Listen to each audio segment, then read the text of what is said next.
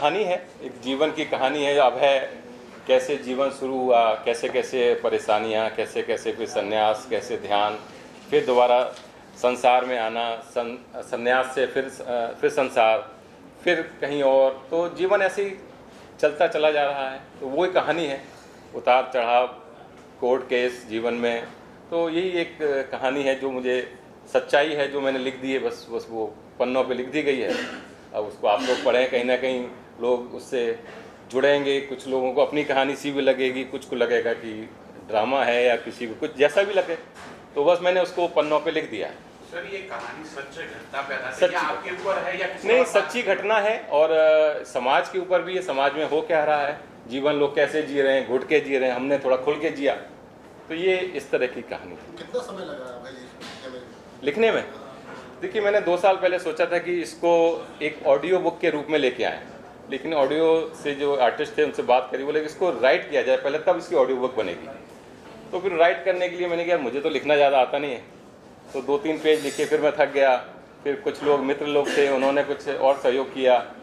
तो ऐसे ही कुछ कहानी लिखती चली गई। 4 पेज किसी ने लिखे, फिर सब ने मिलजुल के इसको एक बुक के रूप में लेके आए।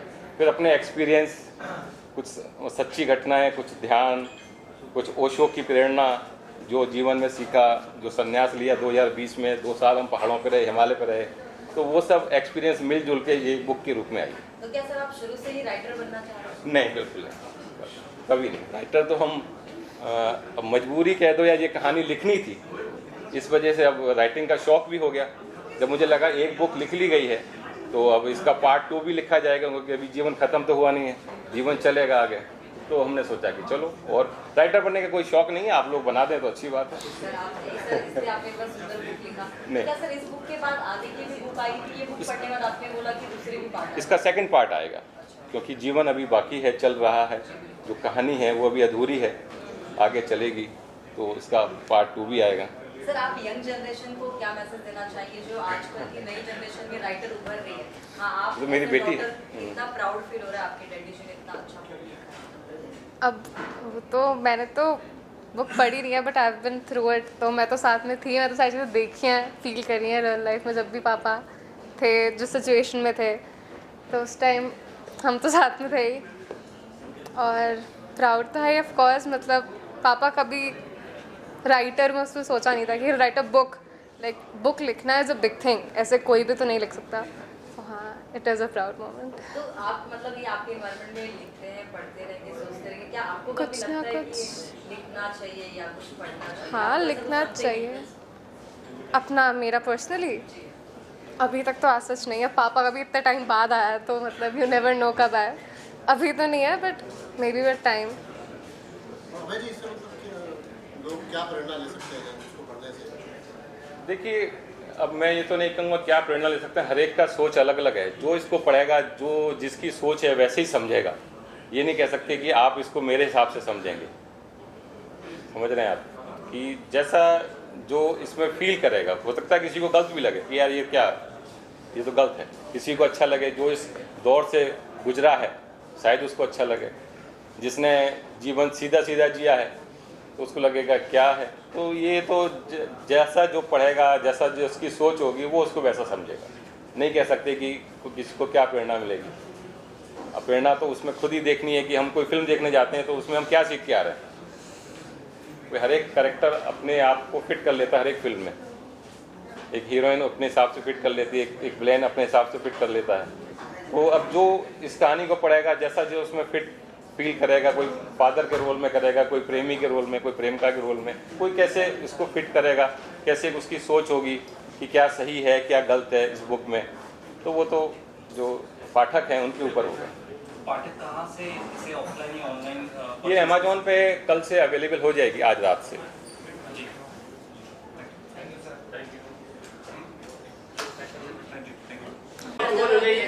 Thank you very much. आज इस शुभ अवसर पे किस तरीके से आप अभय सर को शुभकामनाएं देंगे और क्या कहना? एक्चुअली हमसे ज़्यादा चर्चा आप लोगों की है। मैं अभय आनंद जी का बहुत मतलब उनको अभिनंदन करता हूँ कि उन्होंने अपने पर्सनल एक्सपीरियंसेस पे ये किताब लिखी है। एंड आई एम श्योर बहुत अच्छी लिखी होगी। और मैं ये किताब पढ़ूँगा एंड आई कॉन्ग्रेचुलेट हिम कि इस तरह से हर इंसान को अपने पर्सनल एक्सपीरियंसेस शेयर करना चाहिए सबके साथ।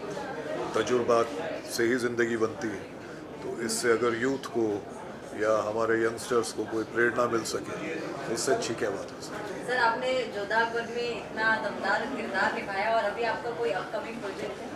हाँ, मेरे प्रोजेक्ट्स चलते ही रहते हैं। अभी मेरा वेब सीरीज़ आएगा इश्क नीति MX प्लेयर पे, और उसके अलावा भी काम तो चलता ही रहेगा, आपके सामने आते ही रहेगा। ये सर इश्क नीति कब तक आ सकती है? मेरे ख्याल नेक्स्ट मंथ हो जाएगी, अप्रैल में रिलीज।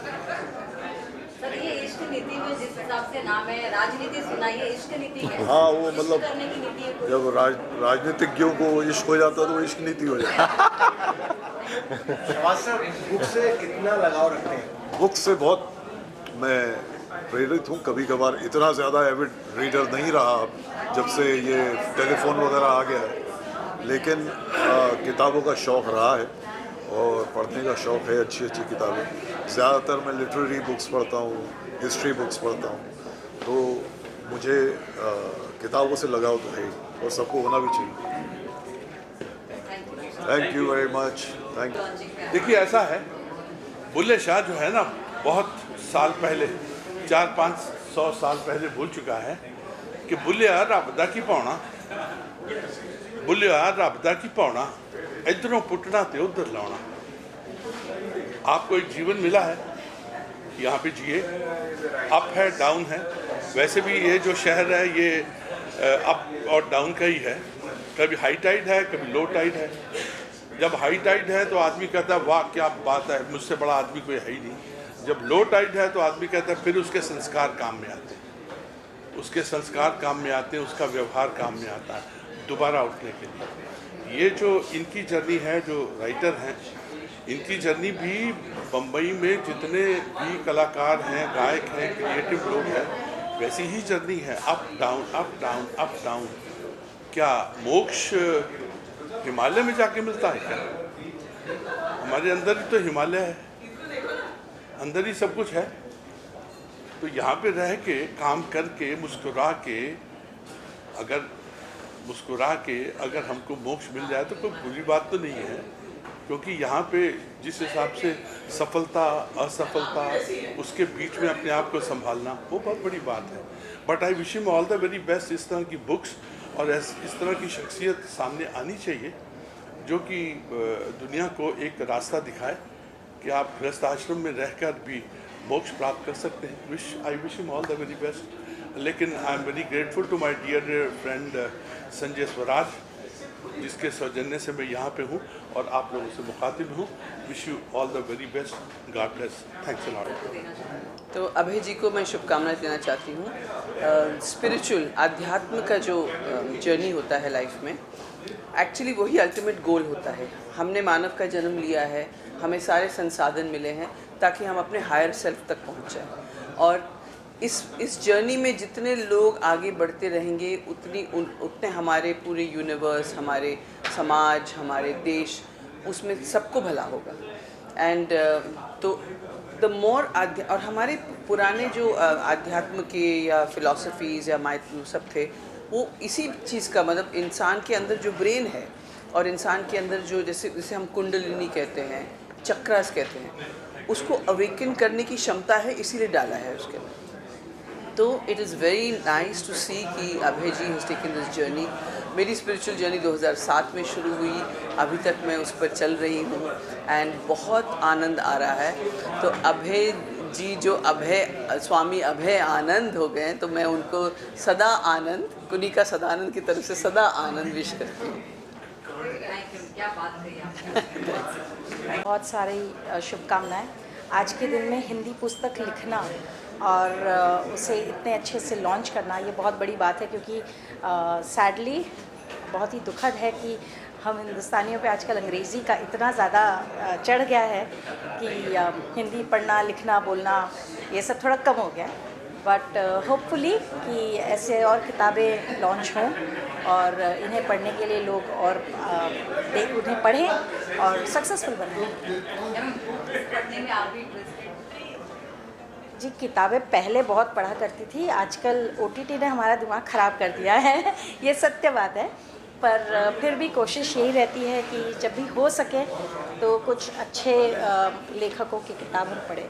हिंदी ऑनेस्टली बहुत कम पढ़ा जाता है, क्योंकि हिंदी की किताब वो 12वीं में जो लास्ट पढ़ी थी, उसके बाद वही अंग्रेज़ी ने टेक ओवर कर लिया है। बट कोशिश हम ज़रूर करेंगे कि हिंदी फिर से पढ़ें। Thank you so much. बड़े पैमाने पर इस खूबसूरत बुक की लॉन्चिंग होने वाली है, हो चुकी है ऑलमोस्ट। आपका एक्सपीरियंस क्या है और क्या कहना चाहिए? देखिए, मैं बहुत ज़्यादा एक्साइटेड हूँ। सबसे पहले many congratulations to our author साहब, क्योंकि देखिए जो कहते हैं ना हम लोग की लाइफ में अपना एक्सपीरियंस और शिक्षा का ज्ञान सबसे बड़ा ज्ञान होता है, and that is what he is doing. I am a big time book lover, तो आई थिंक मेरी बुक की जो पूरी जो हमारा पूरी कबर्ड है उसमें एक नया एडिशन होने वाला है, and I am going to be having a great time reading this one. हाँ, मैंने भी 3 ही पन्ने पढ़े हैं तो जो मुझे फॉरवर्ड किए गए थे। आई फाउंड इट इंटरेस्टिंग, अच्छी बुक है। बट मुझे पहले तो मैंने जब टाइटल देखा ना, तो मेरे हस्बैंड का नाम है आदर्श, वो अपने आप को स्वामी आदर्शानंद बोलते हैं, क्योंकि वो भी आध्यात्म की तरफ चले गए तो जब टाइटल पढ़ा तो मुझे उन्हीं को, मैंने कहा अरे ये तो आप ही से रिजेंबल करता है। तो एक क्वेश्चन मेरे मन में बार बार आ रहा था कि संन्यास के बाद उन्होंने प्रेम लिखा है, जो टाइटल पे ही लिखा हुआ है, संसार, संन्यास और प्रेम। तो प्रेम संन्यास के बाद आता है क्या लाइफ में? मुझे ये पूछना था उनसे। अदरवाइज बुक अच्छी है। लगता है जैसे पढ़ते हैं आप तो लगता है कि जैसे हमारे ही साथ ये चीज़ें घट रही हैं। हमने भी बच्चे पाले हैं, हमारी भी बेटी बाहर जाती थी तो हमें भी चिंता होती थी। तो ये सब चीज़ें तो सोसाइटी में चलती ही रहती हैं। कोई नया रिश्ता बनता है तो सुकून तो मिलता है, शादीशुदा को सुकून मिलता है, और जो अपने शादीशुदा नहीं हैं वो तो खैर हवा में उड़ने लगते हैं अच्छे लगे, इंटरेस्टिंग लगे, तीनों पन्ने एक साथ पढ़े मैंने। तो wish him all the best. Thank you. अरे आनंद, स्वामी से संन्यास तक की बात करते हैं।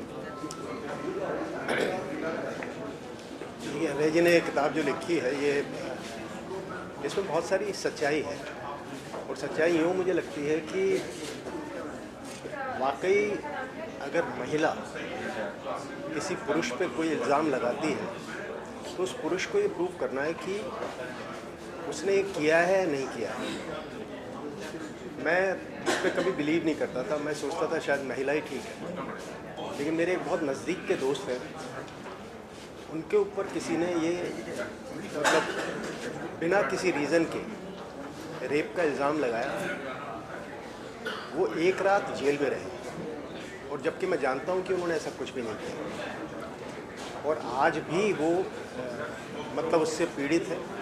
पिछले 3 साल से वो उसको झेल रहे हैं, और मुझे नहीं लगता जब तक वो ईश्वर को प्यारे होंगे तब तक वो उससे निपट पाएंगे। तो ये बड़ा मुश्किल होता है, और किसी के ऊपर भी कोई भी इल्ज़ाम, इंसान को, आदमी भी अगर औरत पे इल्ज़ाम लगाता है तो उसके पहले मुझे लगता है कि उसको थोड़ा विचार करना चाहिए, देखना चाहिए क्या वो सही है।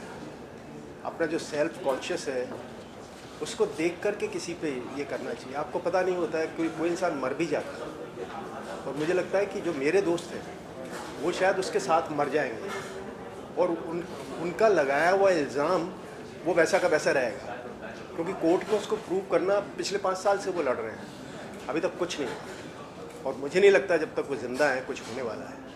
तो मैं अभय जी से यही कहना चाहता हूँ कि अपने आप को देखें, जिसने लगाया है वो अपना कर्म भुगत रही होकर यही मिलता है। भगवान यही आपको आपके किए की सज़ा देता है। आपने जो लिखी है किताब, उसके लिए मैं आपको मुबारकबाद देता हूँ, और आप इसको छोड़िए मत, आप इसकी सीरीज़ निकालिए। इस तरह से हम बहुत सारे लोगों तक पहुँचने की कोशिश करते हैं, और इसमें कोई ना कोई एक हल भी निकलता है, मुझे ऐसा लगता है। मैं अपनी शुभकामनाएं इनको देता हूँ, और उनसे कहूँगा कि उसके बाद इसकी सीरीज़ आप लिखें, और बुक बहुत अच्छी होगी डेफिनेटली। हम इस मीडिया के हैं, हम इसको स्प्रेड अप करेंगे, और हम चाहेंगे कोई ऐसे उस पर कोई वेब सीरीज़ बनाए तब ये मसला बहुत लोगों तक पहुँचेगा। Thank you. नमस्कार। आज ये बहुत ही खूबसूरत दिन है, खूबसूरत मौका है। अभय से अभयानंद, स्वामी अभयानंद तक इस पुस्तक का आज विमोचन हो रहा है। मैंने कुछ एक्सपर्ट्स इसमें से देखे हैं, एक्सर्ट पढ़े हैं थोड़े से। मुझे लगता है कि ये पुस्तक बहुत खूबसूरत है, बहुत ही अच्छी है। इसमें मतलब आज का ज़माना, आज के दिन में हमें कैसे जीना चाहिए और कैसे पास्ट को जोड़ना चाहिए और कैसे फ्यूचर तक पहुंचना चाहिए, इस सब के बारे में मैंने उसमें देखा है और बहुत ही खूबसूरत मौका है। संजय श्रीवास्तव, संजय स्वराज मेरे जूनियर हैं नेशनल स्कूल ऑफ ड्रामा से, और हम NSD में साथ थे। उनके इनविटेशन से मैं आज यहाँ पे हूँ। मेरा नाम अशोक बाटिया है, मैं भी नेशनल स्कूल ऑफ ड्रामा से ग्रेजुएट हूँ, और आपने मुझे कई जगह देखा होगा, कई फिल्मों में, कई टेलीविज़न। इन दिनों थिएटर कर रहा हूँ ज़्यादातर।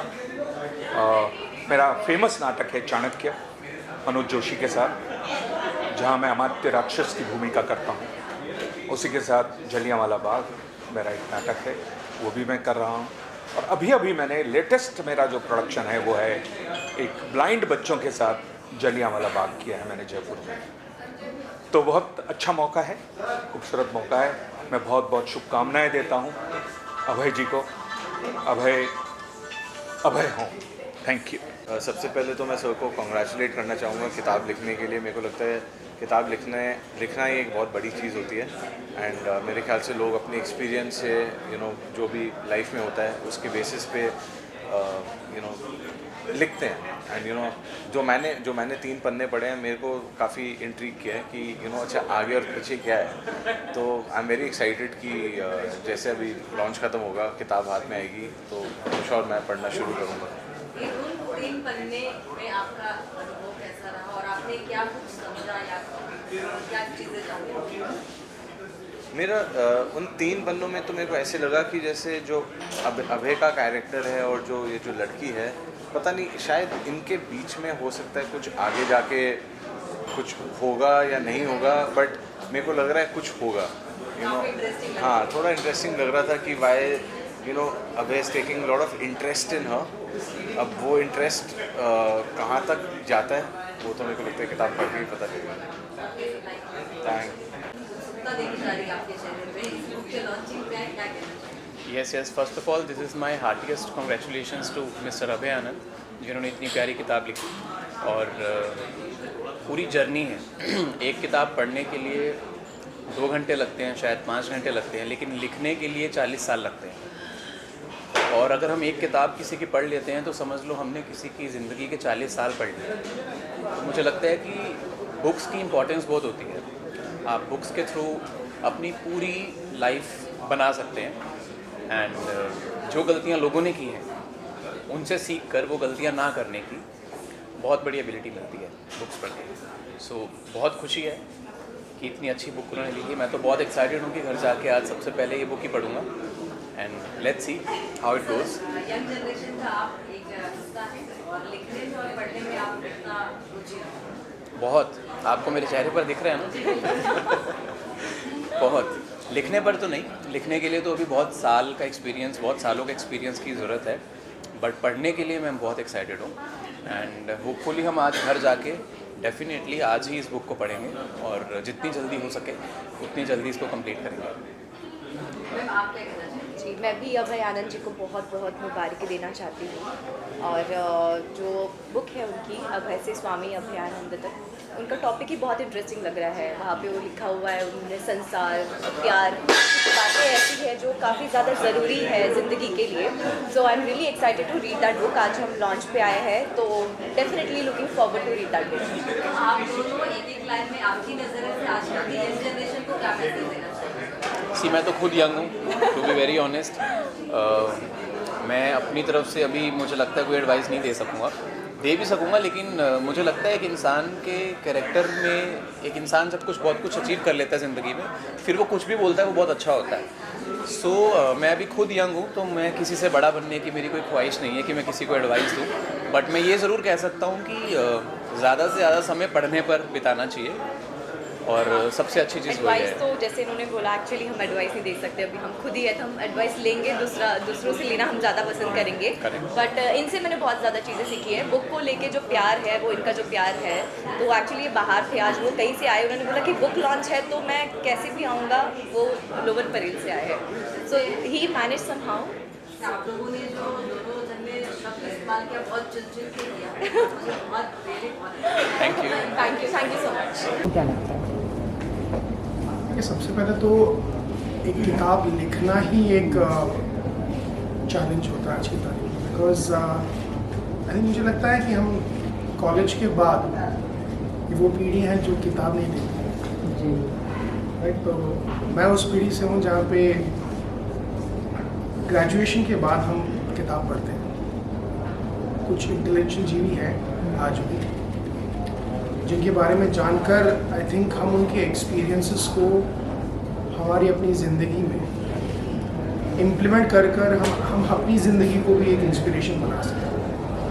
तो ऐसी किताबें आई थिंक ये हम फिल्म मेकर्स जो होते हैं ऐसी किताबों को ढूंढते हैं जिसमें कहानियाँ अच्छी हों, जिसकी बैंडविड्थ और वाइडर स्पेक्ट्रम में हम लोगों तक पहुंचा सकें। बिकॉज आजकल की जो जनरेशन है वो बहुत आई थिंक फास्ट लाइफ जीना पसंद करती है। Nothing wrong in it, but yes be quick, ये एक लाइफ स्टाइल है आजकल। तो आई थिंक अगर ऐसी किताबें हम पढ़कर हम अगर एक इंस्पिरेशनल स्टोरी ढूंढ पाते हैं तो एक प्रोस्पेक्ट बन जाता है कि एक अच्छी फिल्म हम बना पाए। अक्सर हम बस सेलिब्रिटीज़ और बड़े स्टैचर्स को हम बनाते हैं, बट ऐसे बहुत से लोग हैं जिन्होंने कठिनाइयों से गुजर कर बहुत सी चीज़ें अचीव की है लाइफ में, बट आज भी गुमनामी में कहीं वो गुम हो चुके हैं। So I think this is a very good start so that people can know about Abhay ji. And yes, I mean, we never know, or you might find somebody making a film about him. And I think that's a very big push about him. So as a film maker आपको क्या लगता है इस generation के हिसाब से किस type की फिल्में बननी चाहिए? वैसे तो मार्केट में बहुत सारी फिल्म बन रही है, बट आपके हिसाब से, आपके एक्सपीरियंस के हिसाब से किस तरह की फिल्म बननी चाहिए? देखिए, मैं तो कमर्शियल फिल्म मेकर हूँ, कमर्शियली सोचूँगा। तो सबसे पहले जो मेरा अप्रोच है फिल्म मेकिंग और सिनेमा को लेकर, वो ये है कि आपकी कहानी ऐसी हो जो एक ऑडियंस को सीट पर ग्लू कर बैठे। एक एक्टर जो है उसको परफॉर्म करने में उसको मज़ा आए, ऑडियंस को देखने में मज़ा आए, प्रोड्यूसर को पैसे लगाने में मज़ा आए, और at the and box office में लोगों को मज़ा आना चाहिए। अदरवाइज देखिए, हम अपने अपने पर्सपेक्टिव से फिल्म बना सकते हैं, बट आई थिंक जो उसका जो मेन उद्देश्य है फिल्म का, to reach a wider spectrum and also to entertain. मुझे अगर वो फिल्म बनानी है जो मुझे ही देखनी है तो मैं बना क्यों ना। सो आई थिंक ये एक हर फिल्म मेकर यही सोचता है कि मेरी कहानी अच्छी है, मेरा making a great film. But yes, people, आजकल की जनरेशन ऐसी है कि उन लोगों के पास एक्सपोजर इतना वाइड है कि वो मीडियोक्रेसी नहीं है। मैं खुद उस चीज़ में मानता हूँ कि कहानी, स्टोरी टेलिंग ऐसी हो कि जब एक, आई थिंक हम सब रिलेट करते हैं, जब एक दादी कुर्सी पर बैठी और एक 5 साल का बच्चा देखे ऐसे बैठा हुआ, I think that's a good story telling. मैंने बहुत कब मैं बता दिया आपको कि this is what a film making should be, a story telling should, so it should cater to all the audiences. Okay sir, thank you. और करीब 22 सालों से मेरे मित्र हैं, मेरी जर्नी को इन्होंने देखा है, तो ये भी कुछ बोल सकते हैं, आज मेरे साथ हैं। तो ये जी नमस्कार सभी को। पहले तो मेरी शुभकामनाएं अभय जी को। अभय जी के साथ मेरा 22 साल का एक बहुत लंबा सफ़र रहा है और बहुत अच्छा और सुहाना सफ़र रहा है।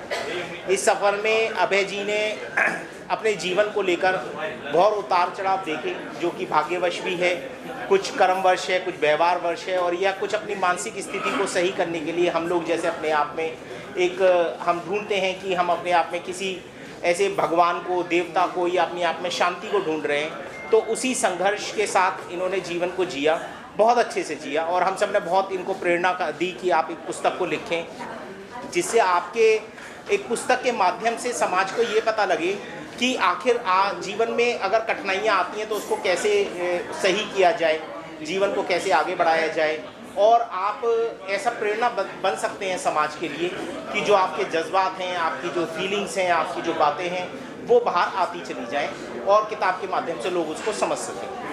तो अभय जी का जीवन एक बहुत अच्छा रहा है, और स्वामी बने, ये ओशो से ये साथ रहे, ऋषिकेश में काफ़ी समय बिताया, तो उन सभी चीज़ों के साथ मैं वहाँ पर रहा और मुझे बड़ा आनंद आया, और आज बहुत आनंद आ रहा है। पहले हम दिल्ली में पिछले साल मैंने लॉन्च की थी बुक, आज यहाँ कर रहे हैं, और अगले साल हो सकता है दुबई में भी करें। आप सभी का बहुत बहुत धन्यवाद, थैंक यू।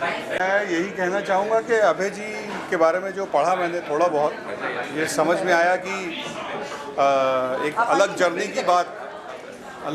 की बात की गई है, और इनकी अपनी चैलेंजेस होंगे लाइफ में, अपनी सोच होगी, अपनी संघर्ष होंगे, और दो तरह के जीवन अगर इन्होंने देखे हैं इसी एक जन्म में, तो ये बहुत भाग्यशाली हैं, और इनसे हमें और ज़्यादा कुछ सीखने को मिले इस दिशा में, ऐसी उम्मीद करता हूँ।